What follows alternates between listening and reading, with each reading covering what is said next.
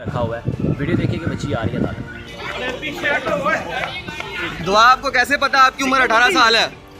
दुआ आपको कैसे पता आपकी उम्र 18 साल है बेटा? भाई पता चल गया ना यार हम अपना काम कर रहे हैं। इधर साइड में कर लो, साइड थोड़ा साइड में रोके करे।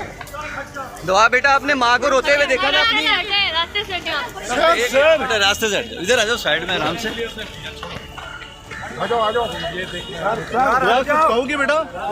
माँ बाप से मिलने नहीं दे रहा, उनके पास जाने नहीं दे रहा। वालिदैन भी कई बार इस जानिब तवज्जो दिला चुके हैं। बच्ची मानी, उसने कहा ठीक है मैं अब घर चलती हूँ, जज साहब के सामने जाके बोलती हूँ।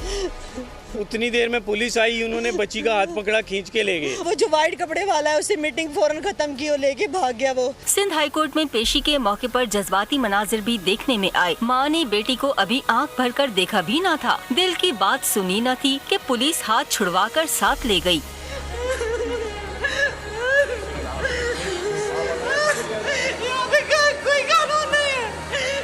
वालिदा दुहाइयाँ देती रहीं, ज़ारो कतार रोते हुए बेहोश हो गयीं।